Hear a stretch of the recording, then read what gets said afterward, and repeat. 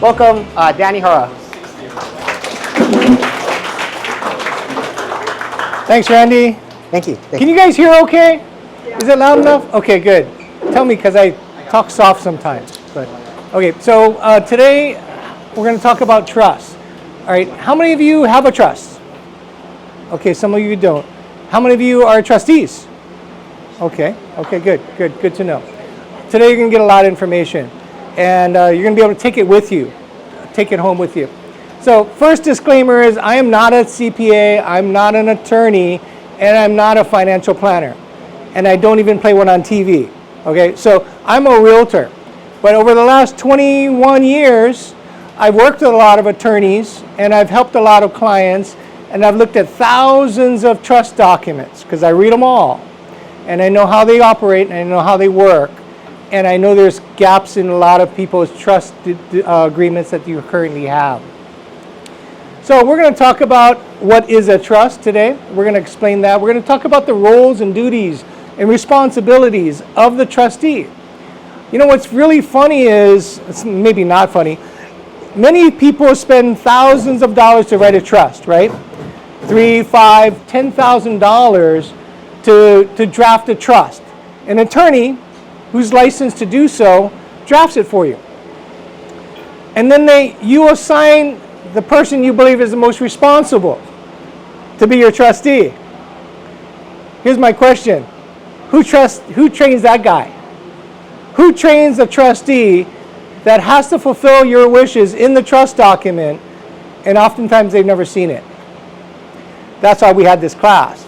It started about 8-10 years ago. One week I got 3 phone calls from clients saying, Dan, I'm a trustee, now what? And that's how I got the name of the class. I'm a trustee now, because it happened 3 times in 1 week. I go, holy smokes, there's a gap here on information. There's a gap on providing information for people. So I knew a lot of it myself, but I interviewed 3 law firms that I do a lot of work with, and they've helped me fill in the gaps today. So today you're going to learn that there's 21 responsibilities you need to know as a trustee. 21 of them. There's more than I ever thought, right? We're going to talk about what is a real estate planner. That's what we do. We'll tell you what we do. And then how do you prevent family disputes with your investment properties? How many of you have heard of a family fight over real estate after mom and dad died? Almost all of us have, right? I say if you're over the age of 35, there's a good chance you've probably heard of a family. And for many families, it became your family. It became somebody that it touched your life. The attorneys tell us that 70% of families fight over real estate after their parents die. 70%. I'm on a national mission to prevent that from happening. And that's why I leave my home, I leave this beautiful place I call home, and I travel all over the country because I train the real estate industry. I'm the leading 1031 exchange expert in the country, and I'm the only person that trains what you're hearing today around the country. Now I've got 400 or 500 people that I'm training so that they can now share the same word and the same word to help families. Our mission is to keep families together. And that's why we wrote this book called Property Decisions, Avoiding Family Disputes and Painful Taxes to Create a Legacy that Lasts. This is 21 years of our life. You'll hear stories, when you read it, you'll hear stories of success, you'll read horror stories of failure. You'll hear what it does to families. And I can tell you that there's one common element. And the common element isn't a document. It's a conversation. It's a conversation that most families lack. It's a conversation that most families don't want to have because we were brought up in the sense that we don't talk about those things, right? You ever heard of that? You know, a lot of cultures, Asian cultures, a lot of cultures say, hey, we don't talk about money, we don't talk about, you'll figure it out when you die. Well, the bad news is the data is now present and it now tells you that's a bad idea. Why? Because the data says so. The data says more families than not are fighting because they lack a conversation. And today we're going to inspire you and hopefully that you pick up this book, number one. It's in Amazon. You can pick it up. It's $16. By the way, we plan to sell a lot of these books. My goal is to sell 1 million books. But I'm not selling it to make money. We're donating every penny of this money to nonprofits to prove our point. We're not doing this for us. We're doing this for America's families, to keep families together. This is a dear mission of ours. You'll read it in our book. You'll read the stories that we have. And you'll also understand there's 62 questions in that book. And our model is seek first to understand and ask the question. The question that most people are afraid to ask. So in this book, you'll get that. If you book an appointment with us today, you'll get a free one. We'll just give it to you. If not, you can go in and buy one. Right? And then we're going to encourage you to take action. There's one thing to know what to do. The other thing is actually to do it. And that's where the gap is. So there's a lot of people that know, but they don't do. My intention today, the reason why I spend my time and effort to put these classes on, is because I want to change the world. I want to keep families together. I want to make it such that only 30% of families fight and 70% of families have a plan. Because here's the thing, they don't fight over liquid assets. They don't fight over your stocks or your bonds or your Bitcoin or all that. They don't fight over that stuff, do they? What do they fight over? Real estate. They fight over one thing. Why? Because your trust says upon your demise, you kids share it. How do you share real estate? You don't. You fight over it. We actually have 3 clients today that are no longer talking to each other. In fact, there's 3 clients today that have a restraining order on one of the brothers. Why is it always the guy? Yeah, they got so bad that the police came and they can no longer be within 50 feet of each other. That's horrible. But I truly believe family is the most important thing in life. Your bloodline, your family should mean more than money. And that's the mission that we're trying to share with the world today. So what is a trust? It's a fiduciary relationship between one party called the grantor, that's you, the owner is a grantor, right? That gives a second party a trustee, the person that's responsible to fulfill the wishes of the trust on the benefit of the third party called the beneficiary. So there's 3 parties, the grantor, right? The trustee and the beneficiary. All of you have 3 parties in your agreement. Now, like I'm the trustee of my trust, right? But when I pass on, there's another trustee. It's called a successor trustee. And that person has to fulfill the wishes, Claire. That's your job. You gotta fulfill the wishes of whatever dad wanted you to do, right? And this document, this trust document, is really an instruction manual. It's there to tell the world what you want to do with your assets. And you can be as detailed as you would like. You could say, this person only gets this under these conditions. This person gets this part of the jewelry, this person gets that. I mean, you can get as granular as you can be, right? You can put conditions on people, right? They can only get this after a certain age, after they pass this test, or after they do whatever. You can do things like that. Right? It's really up to you. But it's an instruction manual, really, to tell the world what to do with your assets. So the trust falls in 6 categories. There's a living trust or a testamentary trust. While you're alive, it's called a living trust. Revocable living trust, RLT. Revocable living trust. That's when you're alive. Now, when you die, it becomes testamentary, which means it's irrevocable. Nobody can change it. Right? It can't be changed because you've passed already. You have a funded and an unfunded trust. Did you know that you can spend $10,000 on an attorney to draft a document that protects all of your wealth and it doesn't do anything? You know why it doesn't do anything? Because it's not funded.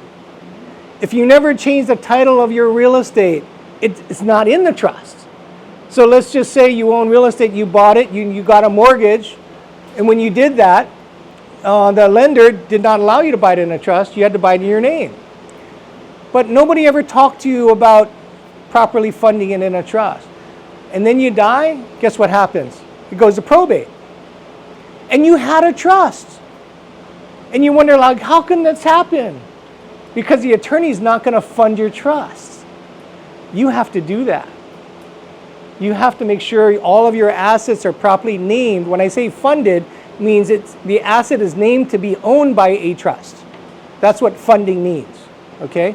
So all of your assets has to be named that it's in the trust. So you can have 15 properties all in your name, and you can have a very expensive trust. It doesn't do anything for you. It doesn't, right? It's an unfunded trust. And so when we meet with our clients, that's one of the first things we review. Are you truly protected? See, as a real estate planner, we do three things. We help people build wealth. We help people protect their wealth. And we help people pass on their wealth in the manner they choose to. Those are the three things that we teach our realtors to do all over the country, right? And then there's a revocable and an irrevocable trust. Most of us have revocable trusts, things that can be changed. I can change my mind, right? But an irrevocable trust means exactly what it sounds like. It's irrevocable. You can't change it, right? Why do people have an irrevocable trust? Well, if you know enough about tax law, you'll know that there's this thing called estate tax. And if it's in an irrevocable trust, it will not be counted as part of your estate. It's protected. It's sheltered from estate tax. When do people need to know this?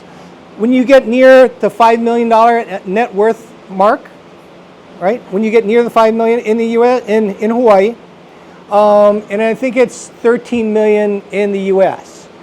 So anything beyond that will be subject to significant tax, 30 to 40%. The government's going to take from your estate if you don't have a plan that protects you. Here's the funny thing. Most people think that's not that much money, but if you have a couple pieces of property, guess what? It adds up fast. It does. It adds up fast. So what are the benefits of the trust? Number one is it protects you from probate. Anybody gone through probate? That's a good thing. Oh, you did? Yeah. Yeah, Ross did. Yeah. How was that, Ross? Was that a fun day? You're still doing it. Yeah. Trusts are there to protect you from probate. What is probate? Probate is a court process. It's a legally public process where all of your wealth and all of your debt is exposed to the world. There are bad people that go to these courtrooms to find out what you have, to find out how they can get part of it. There are bad people in this world. But if it's in a trust, it will never go to probate. Now, probate's going to cost you tens of thousands of dollars. It'll cost you 6 to maybe 2 years, 6 months to 2 years to get through, sometimes never. What, you're at what month? 13 years. 13 years in probate. How's that? You're hearing it live. From somebody who didn't plan well, who made poor property decisions. And that's why we have this book, so that nobody makes poor property decisions. And that's our goal. Yes? Why does going through probate take so long? Why does going through probate take so long, she asked. That's a really good question. Because it could be contested. So there's two types of probate. There's a contested probate and an uncontested probate. The uncontested probates can go through process 6, 12, 18 months. Why? Because they have to go find anybody that has an interest in what you have. That's why. And the judge is not going to stamp approval of it until that judge is confident that there's nobody sitting out there in the wings saying, hey, I deserve some of this. Because now the judge's on the hook, right? So, but if you have a contested probate, there could be a point where it never gets settled. There is a very notorious probate case today that's for one of the wealthiest families in Hawaii. It is still going on to today, 35 years later. Well, if there's a dispute, oh yeah, it keeps adding up. And who wins in this case? Attorneys do. The same people that didn't want to teach you this. The same people that charge you $250 to $350 an hour. And the same people that you hired to write your trust. I'm not here to bash attorneys. I'm here to say that please have a better understanding of what you're doing. I know enough of it to know how to protect people. I always seek the advice of an attorney, right? When it comes to legal action, okay? So trust avoid probate, that's really important. It's very expensive, tens of thousands of dollars. In that case, it's millions. They spent millions of dollars to fight that case. So all of the wealth that you had planned to pass on to your heirs, you know who gets that? Attorneys do. Yeah, those are the guys who win.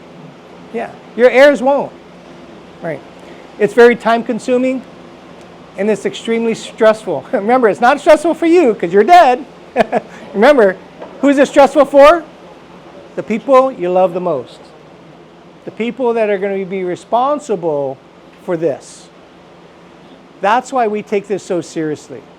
And that's why we put the effort into making sure we cover and protect our clients as best as we can. Another question. Okay, so say that person who has no trust, everything goes into probate. Isn't a published newspaper, what do you call it, to ask the creditors, they have to come forth and claim what they Yeah. owe? Many times. It's Usually a public process. Right. Isn't it like? Yes, what was your question? My question was, you're deceased, all right, date of death, whatever, and you go through the process of ordering your death certificates and so on. You see an attorney, and they say, well, we have to put a what do you call, a notice in the newspaper. Notice in the newspaper. And for the creditors to claim Yes. whatever they want to claim. Yes. And it's usually, they got to do it in 6 months. Yeah. So what she's saying is it's a public process. The court has to go find out if there's anybody going to claim rights to what you own. Right? That's a part of the process. That's one of the reasons why it takes a while. Because you have to post it and then you have to allow people to respond. Exactly. And then the attorneys have to go find other people that could be family members, right? Okay. From a distant place sometimes, right? Relationships that they might have had, you know, things like that could happen. Right? And that's why it takes so long. Yeah. Right, but usually doesn't it, 6 months, they give creditors, not the people you have to find, but the creditors, like, you know, an unpaid bill or whatever. Yeah, all the creditors have to be identified, yes. Yes. Yes. Okay, so they're identified, and if they don't come forth in 6 months. I'm not sure of the time period of 6 months. I can't speak to that because I'm not in the court at that point. But we do have probate attorneys we work very closely with that guide us through those details. Okay. Okay? But the worst part is it's public. Everything you own and everything you owe, the world knows. And if you have wealth, you don't want that, right? It protects you from your creditors as well, potentially. But mostly important, it dictates who gets what, right? Who, for the beneficiaries, what they're actually due in inheritance, right? And it could avoid and minimize taxes, estate taxes, when it has an irrevocable trust, okay? When it's in an irrevocable trust, as I mentioned earlier, it's sheltered from estate tax. So what are the lifetime estate tax limits? The federal government's $15 million per individual, right? It's $30 million for married couples, right? And that increased just this year, just recently. Yeah, we were fortunate, right? But here's the expense of that. 15 million, is that what it is? Yeah, 15. Yeah, married couple, 30 million, right? But everything in excess of that, you're looking at 18 to 40% going to the government. That's a lot. And here's the problem. You might think, well, they got a lot of money. They can pay it. Pay it with what? What are they going to pay it with?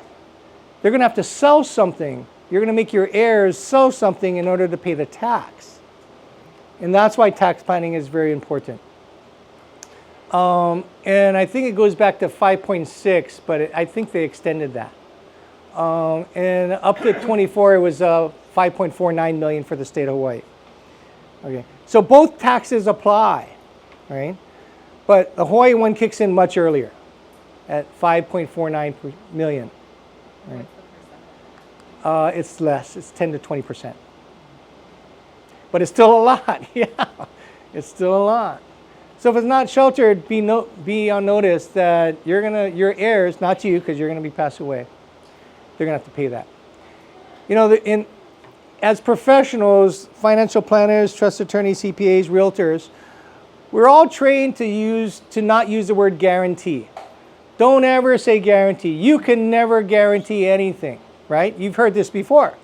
Never use the word guarantee. Today I'm going to prove to you that I can. There's 2 guarantees I can make for you in life. Want to hear them? Here's the first guarantee. I guarantee you there will be a day, hopefully not today, hopefully not tomorrow, but there will be a day that you and I will leave this planet. Can we agree? Okay, so that's the first guarantee. We know we're going to die. And here's the thing. I talk about death every day. And people think, why do you do that? That's so morbid. No, because of the second guarantee is what I'm going to give you. The second guarantee is that the day upon the last surviving spouse passing is a day of transfer of wealth. So if we know what's going to happen, ladies and gentlemen, what's your plan? What's your plan such that your kids never fight? See, I ask clients every day, at the end of the day, when you're gone, do you want your kids to love each other? And they all say yes. And so I ask them, so what's your plan? I say, what do you mean? No, really, what's your plan? How they're not going to fight? Well, it's in the trust. It's all okay. That's the gap of knowledge. Because your trust likely says you 3 kids share it. That's where the problem comes. And there's only a few attorneys in town that don't do that. They put a time period by which a decision has to be made, right? Because it's instructions and there's options. So the best route to go if you have more than one child. How many have more than one child? Yeah, okay, that's your fault. You guys made them. You and somebody else had a good time. But anyways, but my point is, that's why you have the fight. See, if you have only one child, it's no big deal, right? There's no decision to be made. But when you make more than one, that's on you. Yeah. So here's how we say it. Suggest your trust could be written such that, because I'm not an attorney, but one solution could be, within 24 months upon my demise, my kids have to make a decision to sell it. It must be liquidated within 24 months, 2 years. So I'm giving them enough time to mourn and make decisions, right?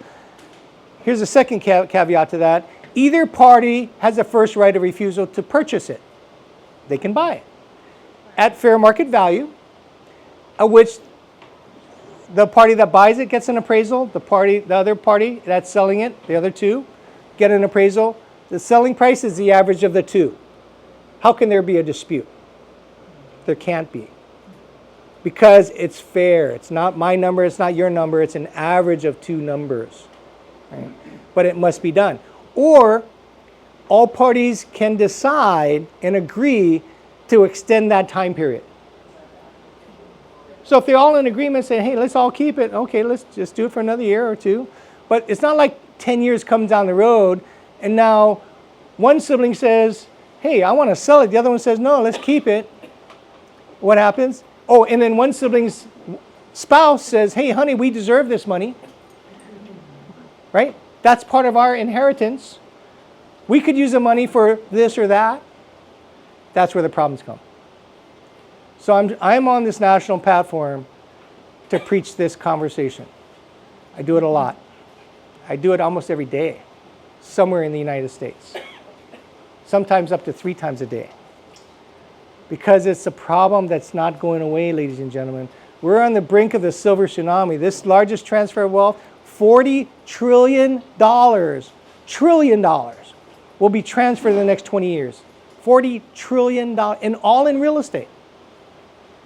Yeah, it's going to be a problem until we step up and solve it.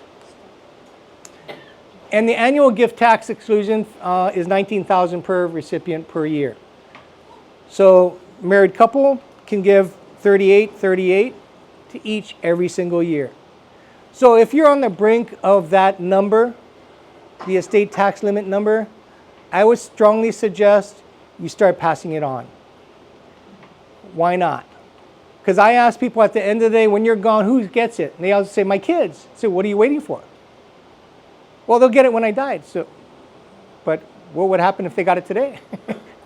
What if they got it in a way that you wanted them to get it? Maybe pay for college education, maybe pay for housing, maybe pay for things, starting a business. Money is good for the good it does. So what good do you want it to do? And that's a powerful statement that I stand on many shoulders preaching that, because many of us come from a generation that we hoarded money. We hoarded wealth. Why? Because there will be a day we're going to run out. Some of us are byproducts of the Depression. Our parents went through it. So what happens? We start keeping stuff, right? That's the problem. This generation hasn't planned and created plans to pass on wealth. And that's what we got experts at. How do you do that in a way that minimizes tax, maximizes benefit, increases enjoyment in your family? So what's the role of the trustee? Well, you have a fiduciary responsibility to act in the best interest of the beneficiaries. Right? You have a duty of loyalty and prudence. You can't go out and take all the money and go to Vegas and put it on black. That's probably not a good thing, right? Yeah. You're responsible, right? Asset management. You have to manage all the assets. You can't say, well, let's just go invest in this. You don't have a right to do that. Yeah. Because your heirs could come and sue you if you did that. Yeah.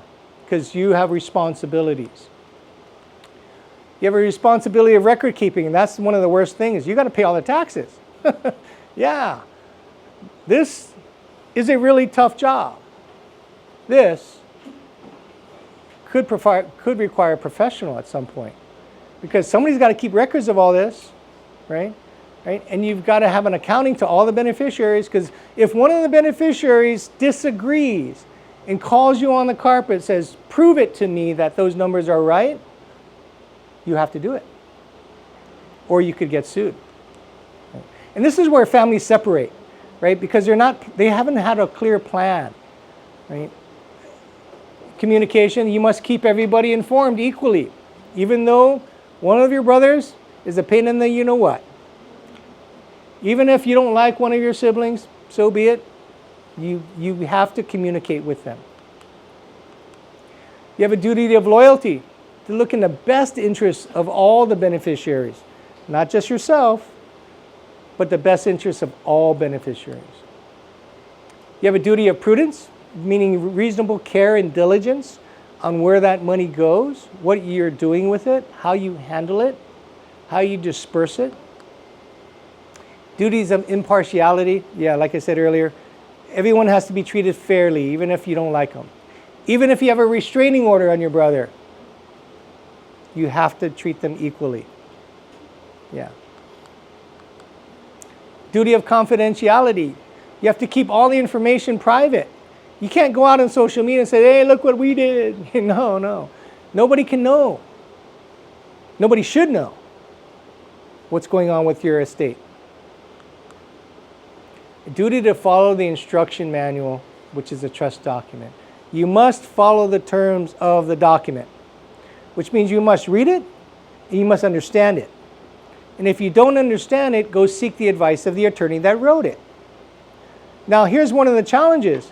Many of our older clients, they had their trust document written in 1989. And that attorney's gone. You're going to want to update your trust document every 5 years. You're going to want to update it. Tax laws change, don't they? Every administration, it changes. So if you're not on top of this, guess what? You're going to create a problem for somebody else.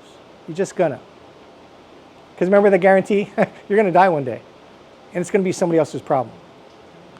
Can you change an irrevocable trust? You can't. Can you change an irrevocable trust? I'm sorry, what's your name? Blair.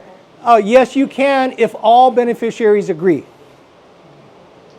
So the question is, can you change an irrevocable trust? It is possible. I've been told. I've never done it. But you can change an irrevocable trust when all beneficiaries agree to the change. Yeah, possible. Okay, I'm going to run through 21 responsibilities you need to know. Okay, number one, you're going to want to get enough death certificates. So how does this work? Somebody passes away. There's a time of death is placed at the hospital, and it goes to the Department of Health. The Department of Health will issue the death certificate. Same place they give marriage certificates, right? The death certificate, right? You need to get enough of them. Enough meaning one for every account you own. So if you got 50 bank accounts, so be it. Get 50 of them, right? And it may take you a little while to get them, so just get more than you need because they're pennies compared to what is going to create a problem to you. Yeah, get a lot of them, right? You're going to want to study the trust document and contact the attorney to get clarification if you have them. Now you need all the record of all the accounts, every financial institution, bank, credit union, retirement account, investment accounts. And then what you're going to want to look for is in some of these accounts, you might have a designated beneficiary already on it. And if it does, that's where that money is going to go. Yeah. Yes? Sorry, going back to number 2, does the attorney, is it best that the attorney who helped set up Yes. the trust? Yeah. Or The person who wrote it okay. in the ideal world. But many of our clients, they said, oh, my attorney's not around anymore. Exactly. Yeah. That's why you want to update stuff. If you need an attorney, let me know. We've got a few of them that are really good. Okay, bank accounts, record of all the debt that you have, your credit cards, right?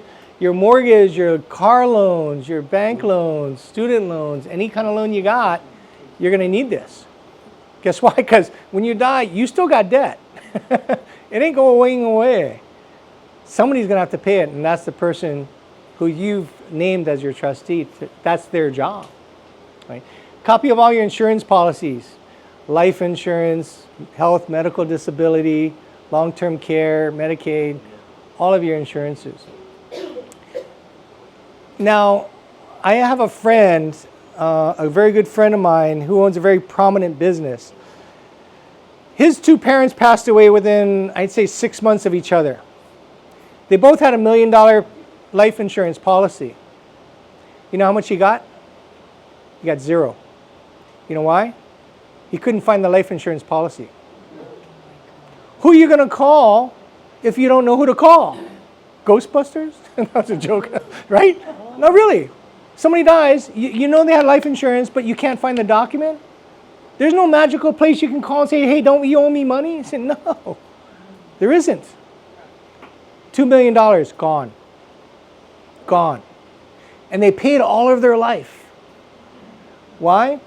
Because your life insurance document, you know where it is? It's in a piece of paper, sitting in a folder in your filing cabinet. Certainly through checks they can find out the insurance company that they paid them. If they can track it down. Yeah, you can track it out. Yeah. If they can find it. Yeah. Those could be a good solution. Yeah.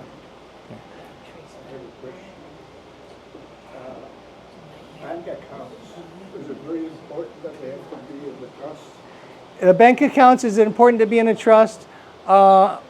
It's good to have the significant ones in a trust. If you can actually have a named beneficiary in there, which operates the same way, right? As long as there's instructions of where the money goes. So if you have a named beneficiary, they're going to get it. So if you have an account and the bank has a trust account in the bank. Yeah, then it falls in the trust. Yeah. So you're good in that. Yeah, for sure. Yeah.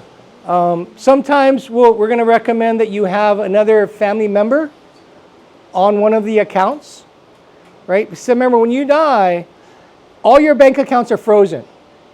They're all frozen until you present the death certificate and the trust document, which means it could take you weeks to months before you can have access. Meanwhile, you got to pay bills. So you want to have at least one account that can pay the bills. See, if you don't, it's coming out of your money, your pocket, because somebody's got to pay the bills.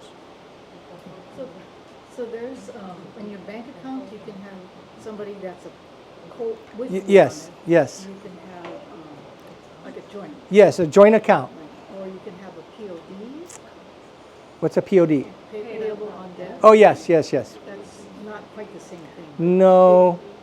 I think it might act similarly. Similar, but not. I'm not sure. I'm not in the You banking can world. designate somebody. Yeah. I'm pretty sure. Yeah, I'm pretty sure you can. But that's different than a beneficiary too. Yeah, it can be. It can be different. Yeah, it could be the same. Yeah. They put more money in. And contact your Social Security office because there could be a death benefit there. I didn't know this, but there's a master death list. The government knows who died. There's one list with all the dead people. I didn't know this. My attorney taught me this. There's a master death list. And if you want it, it's right here. It's a SSA number. Yeah. Because you want to get on that list. Well, you don't want to get on the list. Bad. When you pass, you want that person who passed to be on that list. You know what I mean? Gosh, get off my case. Right? You know what I mean, right? Right. And then all your credit reporting agencies, why? Because the bad guys, they find out people who died and they take out accounts in your name. Yeah, Trace. What do you mean there may be a death benefit on Social Security? Yeah. There could be a death benefit on Social Security. Like the Social Security gets left to somebody? Yes. That's what I've been told. I haven't experienced it myself, but that's what I've been told. Remember, all these things you're not going to deal with. Don't worry about it. No, really, worry about it because the person you love the most, they're going to have to deal with this. Okay, contact your utility companies because you're paying bills under their name, right? You're going to have to change that. Your post office is going to want to reroute all your mail. You don't want mail coming to the house that's vacant any longer, right? Because bad guys start to pick up stuff and who knows what's in there, right? So reroute the mail. Contact your governmental agencies, the VA office, Homeland Security if that's applicable. All your cars, we never think about cars, right? Your motor vehicle, right? Your driver's registration, your placards that are out there, right? All those have to be changed, right? Everything you own is no longer in your name. It's got to go to somebody else. The employment benefits office in the company that you worked at, maybe there's a benefit there, right? And then make a list of all of the assets, personal assets that are valuable, but maybe it's not in your trust, right? Your jewelry, the cars, things of that nature, right? It's funny. Well, it's not funny. My good friend, his mother-in-law passed away. She's in Texas. We happened to be in Texas when she passed away, so he was going to drive over to go to visit the family. And the brother said he was going to come in to go see the family too. So they're all, oh, that's so cool. The brother's driving over 2 states to go see him. He didn't come to see the family. The brother came to take Dad's Lexus. He took the keys and drove away. That's messed up. People do stupid things like that. Why? Because they think, hey, nobody else has wanted it. I'm going to just take it. That's how people think sometimes. Just know that there's some things, you just want to be careful, right? You want to close all your email, right? All your email accounts, social media accounts. We don't think about this stuff, right? Any websites, all your clubs, your reoccurring payment clubs, your Planet Fitness, wherever you guys go, right? All your organizations and things like that. If you own real estate and you plan on keeping that asset, the suggestion is to get a time of death appraisal for your piece of real estate. Why is that important? Because you have to determine the step up in cost basis, right? Internal Revenue Code 1014 says upon your demise, your heirs get a step up in cost basis, which means the cost basis rises to the value at the date of death. And if you sell it a year later, then there'll be less tax to pay. But your CPA will require that from you in the time that you sell it. Unless you sell it within 6 months of demise, you're going to need one of these. Okay? If you sell it within 6 months of demise, every CPA that I've talked to said they're going to take the value at the date of death to be equal to the value at the date of sale. as long as it's within 6 months, which is reasonable, right? Because the values aren't going to change that much in 6 months. But you hold it for a year, 2 years, 20 years later, yeah, you're going to want to step up in cost basis, all right? I have a question. Yeah, Ludwig. When the time comes that the irrevocable trust comes into effect, say a spouse passed away, there is an appraisal of the property has to be registered. Now from that time on until the trust is dissolved, is that part, assuming there's an increase of 100% of the value from the time the trust went into effect, or some spouse passed away, that part is taxable. Yeah, so the IRS isn't going to keep track of that. What they're going to keep track of is what your cost basis is relative to the value that you sell it at, irregardless of how you did your trust.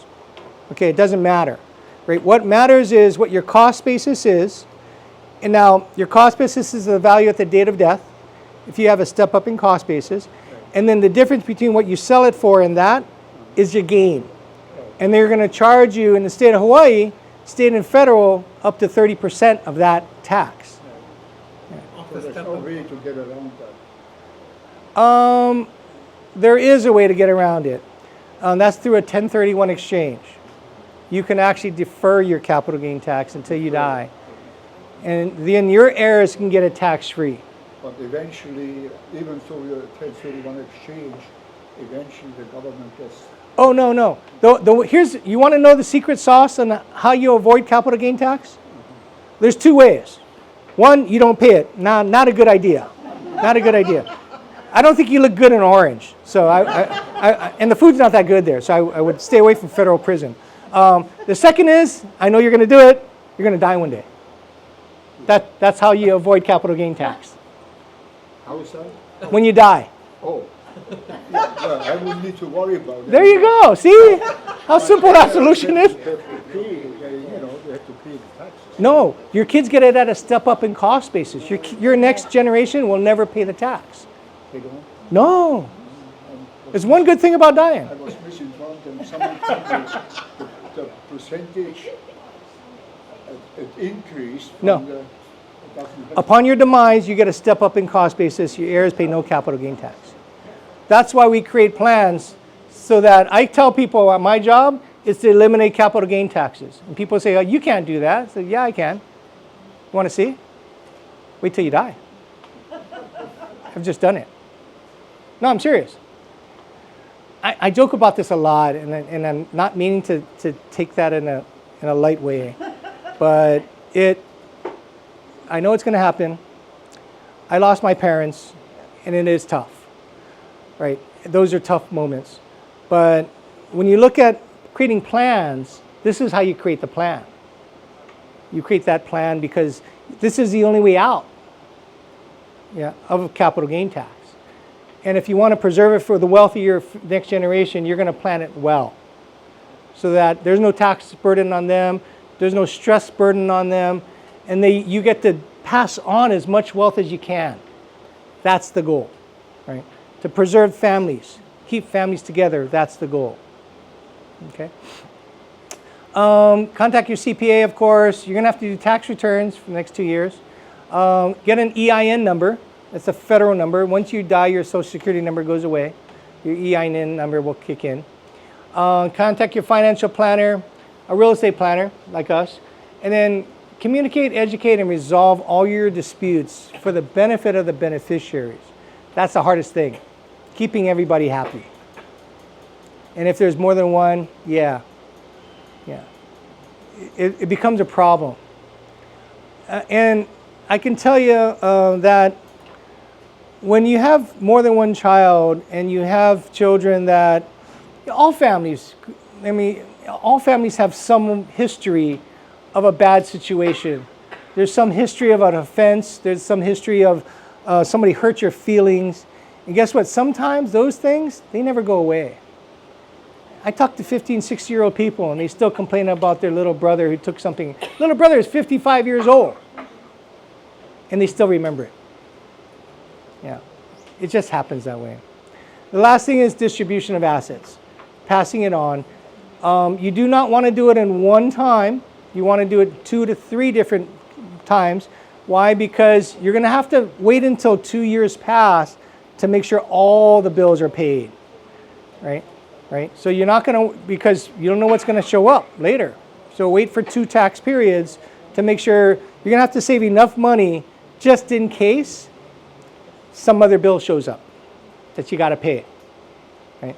And that's why we use 2 years. Attorneys tell you 2 years. Yeah, and then you just disperse it after that time, right? So those are your 21 things. Easy job, right? Yeah, no.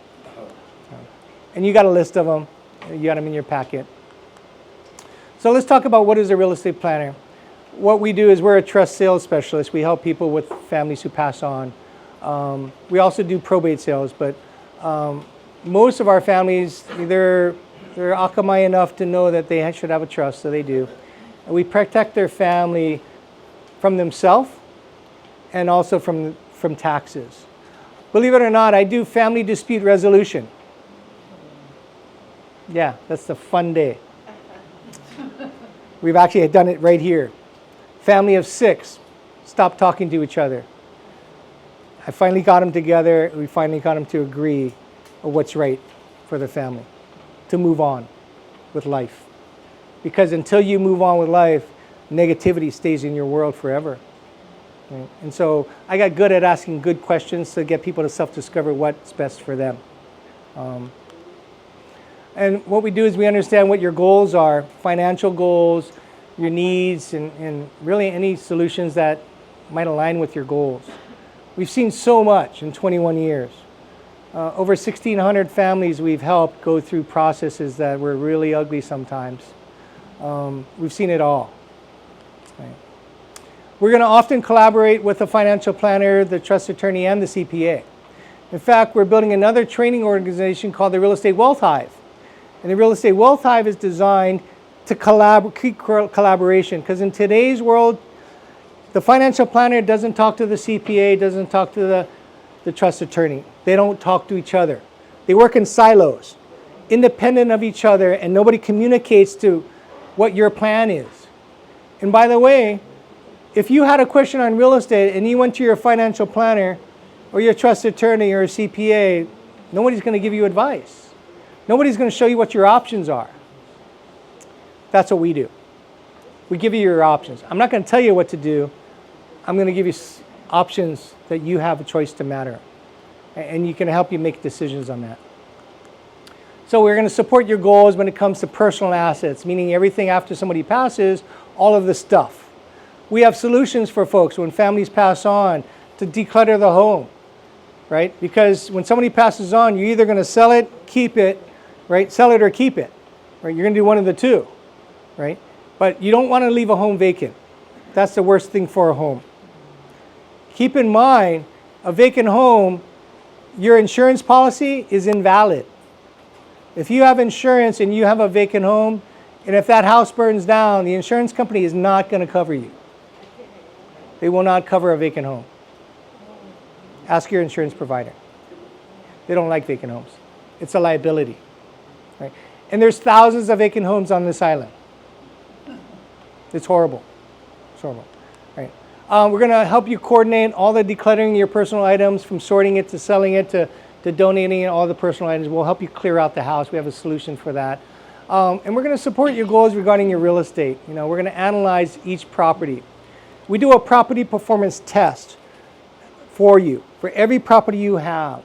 We show you what it's worth. We show you what the capital gain tax would be if you sold it. We show you how it's performing, how it could perform. And if you unlock that wealth and repositioned it, how much more money you could make. If you unlock that wealth and bless a family member, what it could do for your family. It's about passing on wealth, right? And that's what we specialize in. We help you prepare your property to sell it or to rent it or to let a family member live in. I'm actually a CAP certified specialist, a certified aging in place specialist. I'm trained to keep people in their home. And I'm a realtor. How does that make sense? How do I make money on that? I don't. I don't do it for money. I do it because it's probably the best thing to do in some cases. If you want to stay home and you have the financial ability to do so, I'll help you. And I don't get paid to do this. Right? There are some things in life that are worth more than money. And that's the comfort in knowing that we've helped another human being be in the best space they could be. We're going to also make sure that you're clear on what the capital gain tax liability is when you sell. That's the first thing I'm changing in the real estate industry today. You know why? Because realtors will never ask you that. Realtors won't ask you, do you know what your capital gain tax liability is when you sell? You know why? Because they don't know how to figure it out. Number one, they're not trained to. And number two, they don't get paid. There's no difference to the realtor how much money the realtor makes if you pay $100,000 or $500,000 of tax. They still get paid the same amount of money. So why do they care? That's why they don't. And I'm changing that. I'm on a platform now all over the country, and I'm saying, Mr. Realtor, your job should be to protect your client. And how do you protect your client? From family disputes and from taxes. And that's why we have this whole training organization, and that's why I spend so much time away from this island, because it matters. I've seen too many bad realtors out there, too many people that are only doing it for themselves, for their own benefits. We're financially stable. It's not about money anymore. It's about how do you protect other families. Because it pains me because we've been doing 1031 exchange seminars for over 20 years in this room, and almost every single time we do it, somebody comes up to me and says, oh, Dan, I wish I met you sooner. You know what that means? They sold a piece of real estate and they paid the tax and they never knew. Until tax period came around, they go, what? I got to pay what? In excess of 6 digits each. It's horrible. Why? Because they used their brother's, cousin's, sister's friend as a realtor that wanted to make money. And they thought, hey, that's a good thing. Let's just go help them out. Let's throw them a bone. And they made money. The realtor made money. Absolutely. But they didn't protect their client. And I promise you that's what we will do. All of our team. And we're going to help you create generational wealth for your beneficiaries. Find out what matters to you and create the life that you desire. In our book, we talk about this thing called a plan, P-L-A-N. It's a methodology of planning, right? We talk about properties, what you own, what it's worth, what it costs if you sold it, what are the tax consequences if you sold it, what if you rented it, how much would you get, what's your rate of return on it, if you sold it and unlocked it, how much more money could you make doing something else, what it could do for a family member. We talk about properties in that sense. Then it's L, is longevity. Longevity is what do you want life to look like between now and the end? And I ask people to dream big, to think about it, because when I do the math on people's wealth, and people are so worried, oh, I want to save this for my kids, or oh, I want to cut back and I don't want to spend this. And I show them that there's no way you're going to run out of money. It's impossible for you to run out of money. So if that's the case, if you knew that, what would you do with it? Money is good for the good it does. What good do you want to do? Do you want to bless your church? Do you want to help an organization? Do you want to help a family member? What if you could help somebody in cancer, pay their cancer bill? Money is good for the good it does. And so I'm begging you to think bigger. If you have the financial ability to do so, and if you want to travel, travel. Go anywhere you want, because there will be a day that you won't be able to do it. There will be a day. So do it while you can. Do it in first class. Live life as big as you can, because we have a finite number of days on this planet, ladies and gentlemen. And we're all getting closer, aren't we?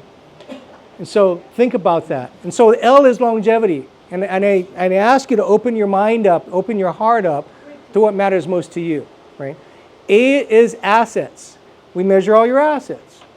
From your long-term care insurance to your life insurance to all the assets that you have to your RMDs, everything that you have. And we show that to you in writing. Here's what it looks like. You tell me if you're going to run out of money. See, here's something I do know. If you need 24-hour care, skilled nursing care, that could run you up to $20,000 a month. Typically, that time period won't last you more than 3 years. Most people don't last that long at that level. Right? Typically, you're gone in about a year to 2 years. Right? So 3 years. So I can simply do the math for you. It's not that hard. 20,000 times 36 months. Right? If you got more than that, there's no way you're going to run out of money. So what are you doing with it? It's your call. I'm not here to tell you what to do. I'm here to help you open your mind up, open your heart up, open your spirit up to the money is good for the good it does. What do you want to do? So there's 5 key pillars in building wealth. Remember we talked about building, protecting, and passing on. The building of the wealth is typically the younger generation, right? You know, you're working and you're starting to build wealth and you're starting to think of the future of what you're going to need money for. So the first thing is cash flow. That's cash on cash return. What is your cash doing for you? If you have $1 million and you put it somewhere, what is it doing for you? Right? We will measure that for you. In real estate, the easiest way to measure that is on what we call a capitalization rate, a cap rate. That measures a piece of real estate to another piece of real estate. It's kind of like a yield. See, here's what's funny is most of you have stocks, bonds, and other assets, right? And you have a financial advisor. They tell you what the rate of return is. How come nobody knows what the rate of return is on real estate? Because I ask people all the time, every day, do you know what your cap rate is? And they say no. They don't know. Why? Because you don't keep track of your expenses, right? Because it's your property, you think you can just take it out of one pocket and give it to somebody else, right? You don't treat real estate like a real asset. Means you don't have a reserve for things that you should take that money out. You just take it out of your pocket. Your expenses rise and you're not keeping track of it. The other thing you don't change is you don't change the rent because you like the tenant. He's a good guy. I like him, you know. And I tell people, you know, if you have an investment property, you're one of 2 people. You're either a true investor or you're a philanthropist. There's only 2. And I know which one you are. There's no wrong in being a philanthropist. I'm just bringing it to light. You get to decide. Right? Do you really care about your tenant more than you care about your children or your grandchildren? See, I have a tendency of asking really tough questions. Because the tough questions is really where the real solution lies. In making good property decisions. And I'm okay with that. I'm okay with having tough conversations. Why? Because I'm going to make sure that you're clear on the decisions you're making and why you're making them. It's your call, how you make them. Yeah, I'm not here to choose that. We talk about appreciation. That's increasing value over time. Up until about 5 years ago, every single piece of property that I ever saw, always appreciated. Now, it's not happening. Now, what's happened over the last 5, maybe 10 years is real estate is not all appreciating. I'm a realtor telling you this from experience. We have a client that bought a property for $950,000 5 years ago. You know what we're selling it for now? $475,000. It's a condo. If you own a condo and if it's older than 10 years old, you're going to have a problem. You're going to have a problem. Get out while you can. We're not trying to get your listing of condos because those are hard to sell. Okay, but yeah, if you look around town, when were these buildings built? In the 70s. That's only here in Honolulu or nationwide? Nationwide. All over the world. So what happened over time?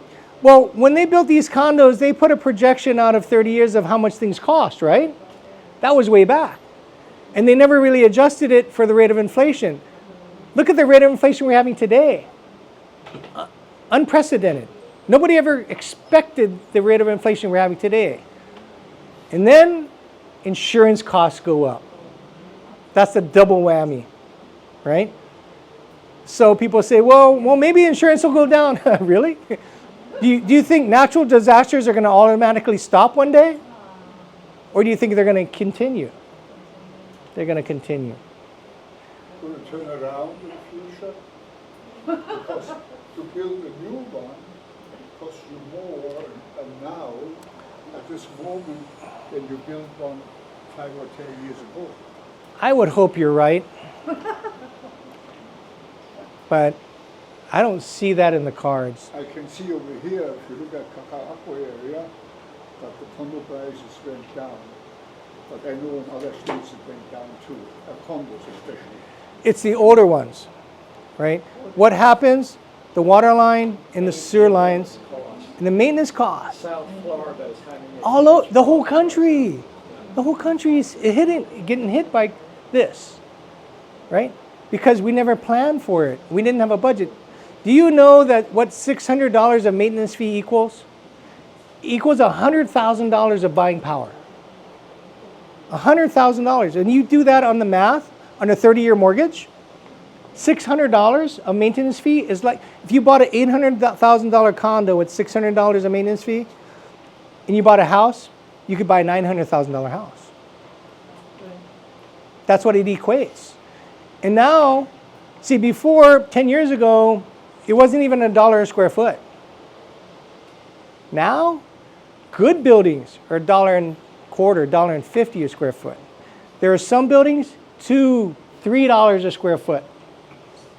Imagine a 1,000 square foot unit you pay $4,000 for a month. And you don't use any of the amenities except the elevator and the trash chute. Woo! Right? Yeah, no, you don't. You just don't. So just keep that in mind. If you have investment properties, come and see us. We'll do a math on it. We'll let you make your own decisions.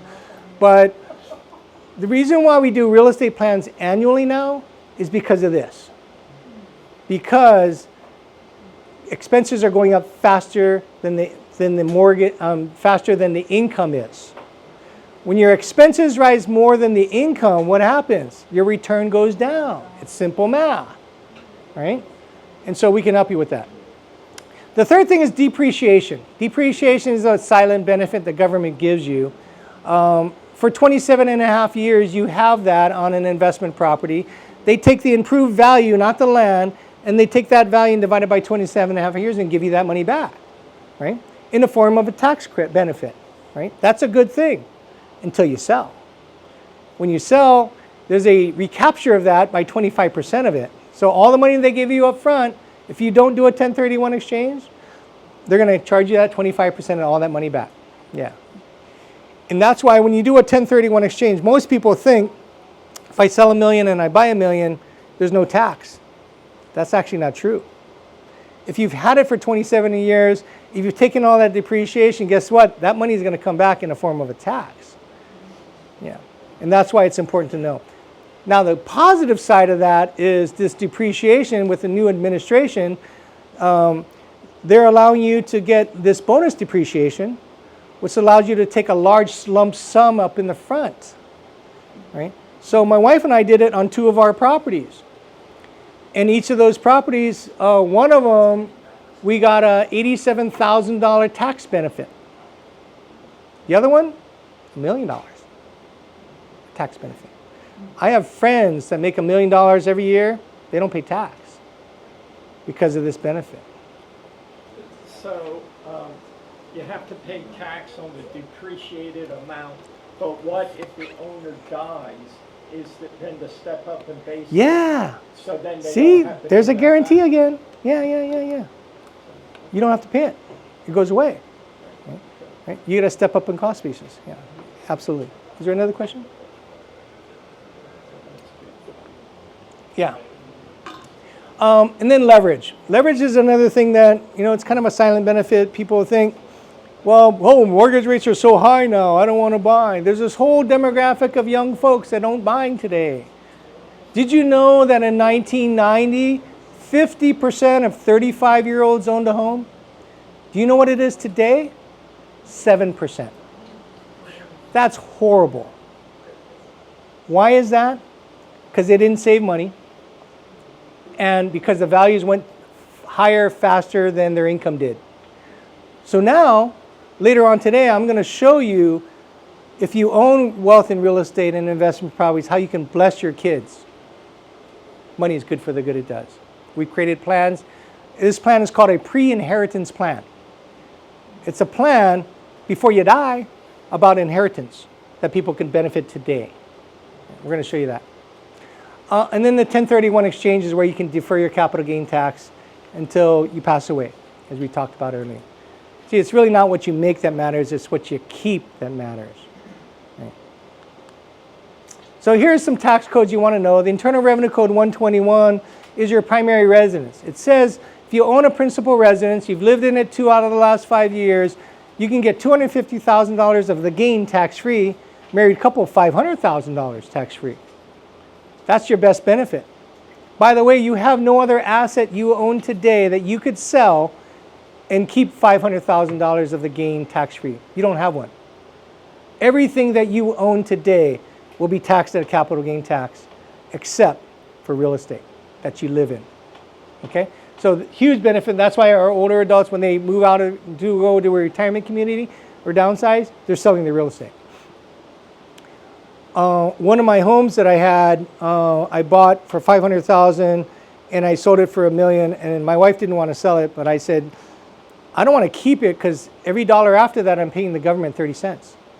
Why would I keep it? So I sold it, and then we moved into another place. Right? So here's how it works. Is the state level, our state's at 7.25% and the federal government's up to 20%. If your adjusted gross income is greater than $400,000, if you have real estate, it's going to be over $400,000. 3.8% on top of that. You're close to 30%. That's in Hawaii. California, this number is 13.3%. Yeah. Yeah, it's a big number. It's a big number, right? Now, if you have an investment property, you can defer it with a 1031 exchange, right? And that's what we're experts at. We're going to keep more of your money in your pocket. So how do you determine this? You calculate your capital gain by taking your net selling price, and that's your cost, the price that you sell it for minus all the costs of selling, title, escrow, commissions, all of that. That's your net selling price. Then you subtract your adjusted cost basis, which is what you paid for it, or the value at which it was transferred to you at, plus any capital improvements that you made that you have receipts for, minus any depreciation. The difference between two numbers, that's your capital gain. Then you use a percentage on top of that. Right? We'll do this for you. You don't have to do it. Just come and see us. We'll help you. So here's what we call a step up in cost basis. This is Internal Revenue Code 1014. This is what we plan for. All of our plans are designed for like this. If you own a property at $500,000 and then you passed away and the market value is $1 million, no capital gain tax. Because mom kept it in her name upon death. So when people inherit properties, our first question to you is, was it transferred before that person died or after? If it's before, this does not apply. If it's after, this applies. Okay? Really important. And this is what happens when you get it transferred while you're alive.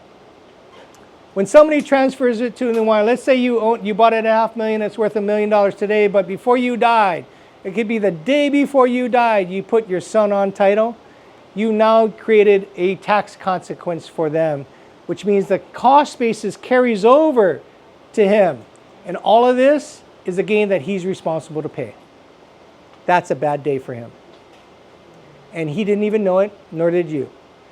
And many people are doing this just because they think it's the best thing to do. Oh, little Johnny, you're such a good boy. Why don't I put you on title? Yeah, that's a bad thing to do. Keep it in your name. Keep it in your trust. Have your trust indicate upon your demise it goes to Johnny. All good. No tax. Okay? This is what we create. But I got to tell you, there's so many people that make this mistake. And that's why we wrote this book. To prevent the mistake. Whether you do anything with us, read the darn thing. It'll help you. It'll help you and it'll help you create plans. It'll also help all your family members and all your friends because they're all going to have the same problem. You know why? Because somebody's going to die one day. Now here's another question. How many of you have capital gain that is greater than $500,000? In most cases in Hawaii, that's very common, right? Many of our clients, they bought it for $25,000. It's worth $1.5 million today. Yeah, we see this practically every day. And so when people say that and they go, well, I only get $500 tax-free. What about the rest? It's going to be subject to capital gain tax, unless you come and see us. And if you come and see us, we're going to show you two tricks, 2 life hacks that is not trained anywhere in the country. I haven't heard anybody that knows this outside of the people that I've spoken to. Because I've spoken to some smart tax attorneys. Here's option number 1. You have a property that has 2 living spaces. Upstairs, downstairs, front and back. The key has to be it has its own ingress and egress. Meaning you cannot go to the upstairs through the downstairs. It has to have its own entrance and exit. As long as it does, has a self-contained unit, it's a separate living space, a separate dwelling. It's funny how God works sometimes. My very first listing, I did this. I did this 21 years ago. I didn't think it was possible. And my tax attorney said, yeah, it's possible. He showed me in my very first listing, I did the most complicated 1031 exchange that you can imagine. Our client moved to Honolulu. She had a $1 million property. She kept complaining all the time that she's got all this tax burden because she bought it for $20,000. It's worth $1 million today. Single person, never married. She had a unit downstairs. And I asked her, did you ever rent it? She goes, yeah, I used to rent it. So, but I don't rent it now. It's a storage room. I said, oh, okay, good. So here's what we did. If it was a couple, you can get $500,000 tax-free of the gain. The part that she didn't live in, the part that was rented or vacant. See, you don't actually have to have income to have an investment property. Why? Because from the IRS perspective, it can be held for future value and appreciation. Vacant land is an investment property. Think about that. Most people consider that the IRS has to have income. You don't have to have income. You can have a vacant property. It's better if you're paying tax on that income. Yeah. But in this case, she didn't. So what we did is a 1031 exchange with this portion, 0 capital gain tax. It's one property. It's considered mixed use. You can use 2 tax codes for one property. Most people don't realize this. Why? Because there was a property that was rented. It was an investment property in part that they lived in. It's the same tax, property tax ID, but it's used for 2 different things. Now, in our world, what we suggest is you actually rent it and you actually pay the IRS their due money, the tax on the income. When the IRS gets money from you, they know you have an investment property because you ain't giving them money for free, right? That's how you white label this. You can protect yourself. Yeah. Any questions on this? This is something that you're one of the few people that know this. Here's a second way. A guy comes to me and says, Dan, I want to sell, but I don't want to pay the tax. So I said, well, here's what we do. Here's my suggestion. God, this is old. I guess we got to change the dates on this. This is a while ago. So let's say it was 2024, because that's when I wrote this. They lived in it 2 out of the last 5 years. I suggested, he says, let's sell it. I said, well, maybe not. If you want to avoid capital gain tax, this is another way to do it. See, he had one house. He couldn't divide it. So the first option is out of the game. He couldn't do it. This is the only other option. Now, realtors aren't going to do this because I just told him that I'm going to defer my money for your money. I'm not going to take the sale. He came to me and said he wanted to sell. I could have easily said, yes, let's go and sell it. And yes, you can pay me my commission. And 99.99% of the agents will do that. Here's what I said to him. If you truly want to avoid capital gain tax, this is one route. You don't sell it. You move out. I'll help you rent your house. We'll get somebody to rent it for you. You'll pay tax on this rent to the IRS, that money that came in, and you're going to rent something else. But this house is bigger than this house, so the rent that he got out of here more than paid for this. Right? So now he's living somewhere else, not in his house, in a smaller dwelling, pretty much free, and he's making a little bit of money, not a lot, right? 2 years later, after he rents it and proves to the IRS he had an investment property, we go and sell it. We do a 1031 exchange. We help him move into his forever home. A home that he says, I want a single level home. I just want something smaller. But I said to him, when we sell it here, you're going to have to do a 1031 exchange, which means you can't live in it for 2 years. We rent it out for 2 years. He moves into his forever home here. You can actually change your intent. As long as you prove to the IRS for 2 tax periods, there's rulings out there that say 1 tax period is okay. When you work with me, you're going to realize that there's 2 types of people in this world. People that like to eat well and people that like to sleep well. I like to sleep well, right? So I'm going to be more conservative than most. So I'm going to say, don't rent it out for 2 years to prove to the IRS you've paid. Your intention was to have an investment property and you did it for 2 tax periods. You just changed your mind. Then he moved in. What did I do? I deferred my money for 2 years for his money. And we got him his forever home. He paid 0 capital gain tax. 0 capital gain tax. This is what we do when we create real estate plans.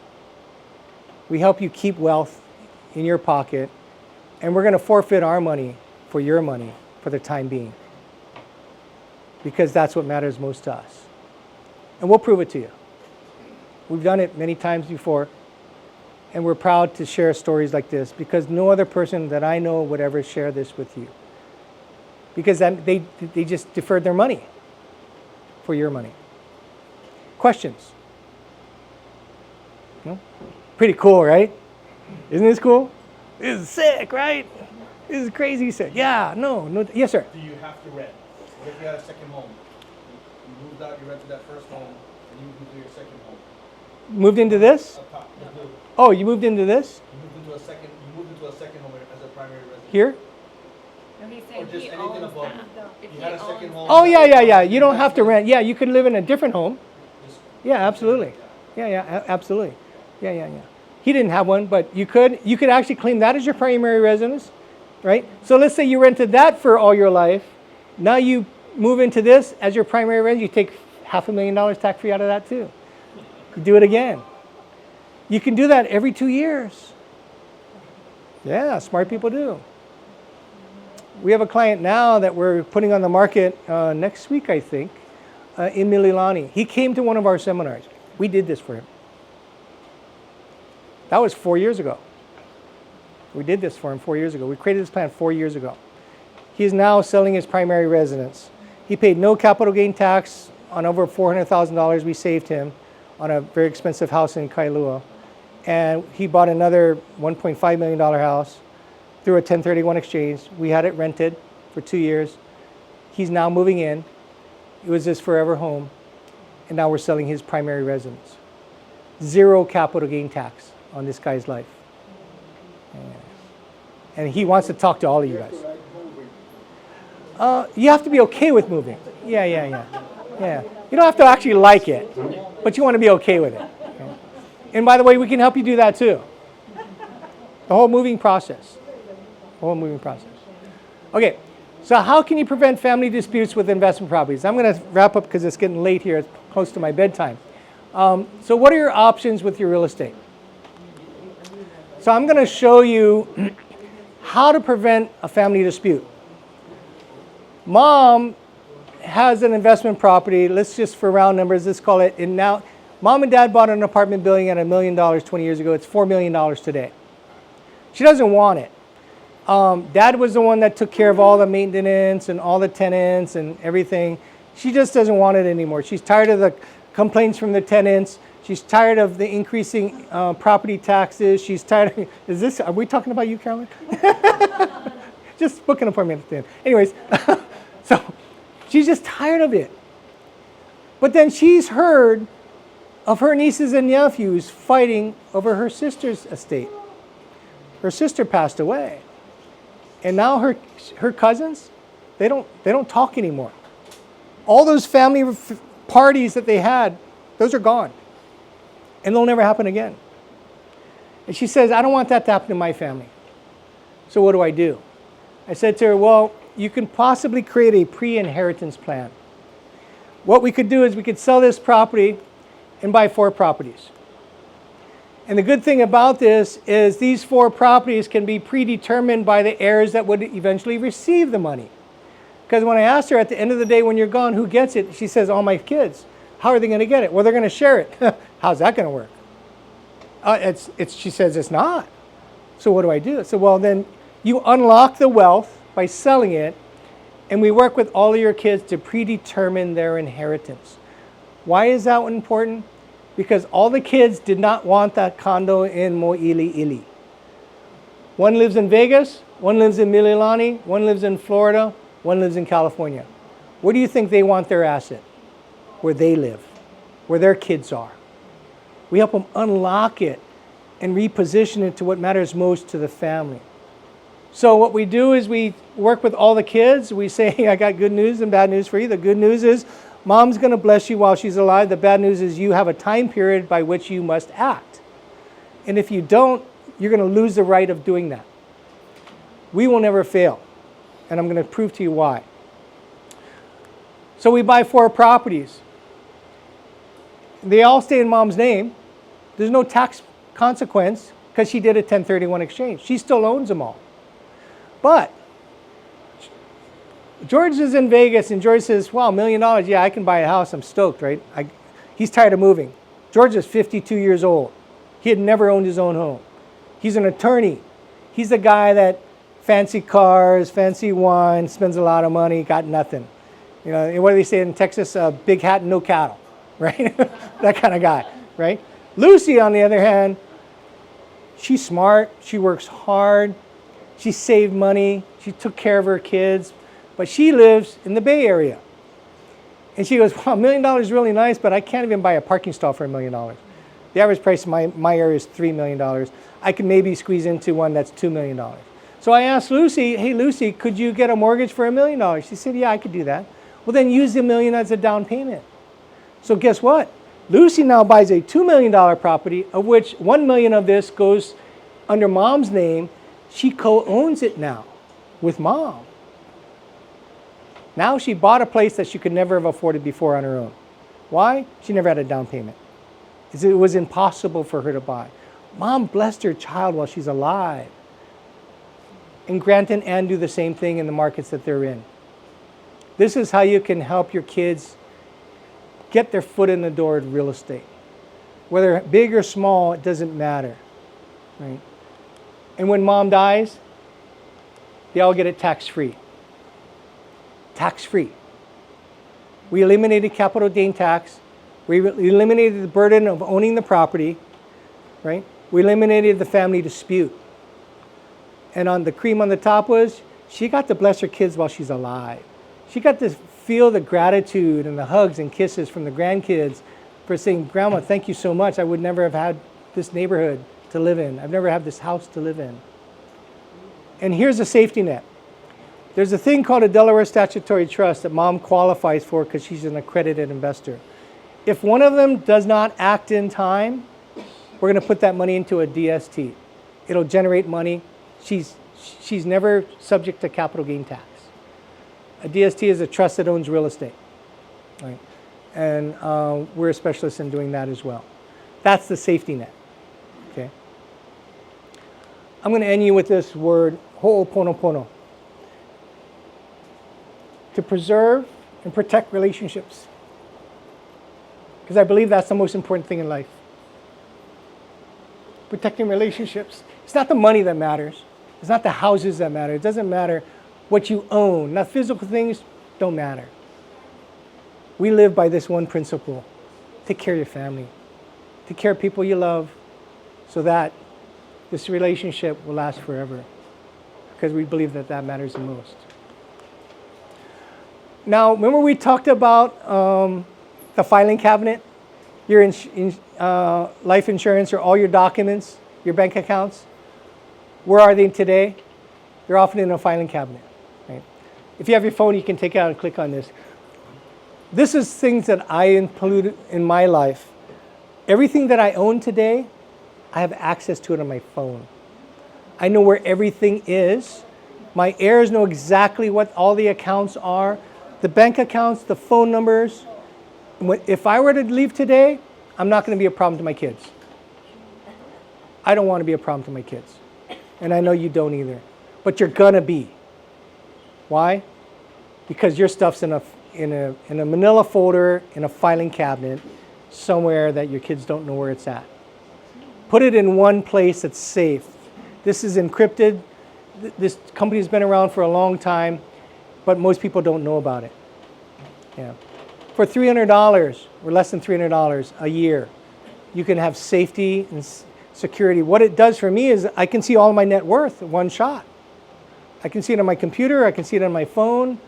I know all my insurances. I know everything down to my car, my VIN number. Everything that is worth anything to me is in there. Right. And I'm going to have that available for my kids. Right. So that's something that's really cool that we've been using. So this is the book that we talked about.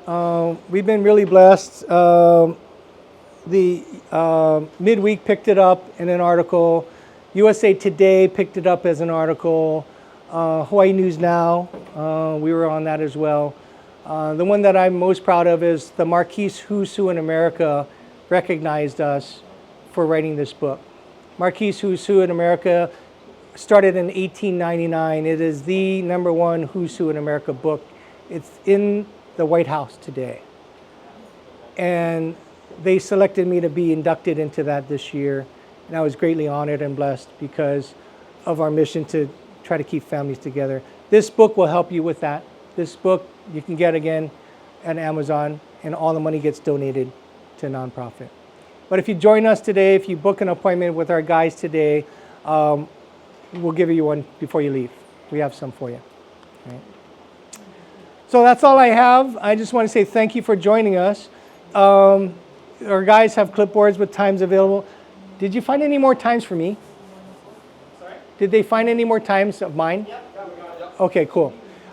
So I travel a lot. I'll be here until the 23rd of this month. I'll be gone for 10 days, and I'll be back for 10 days, and I'm gone for...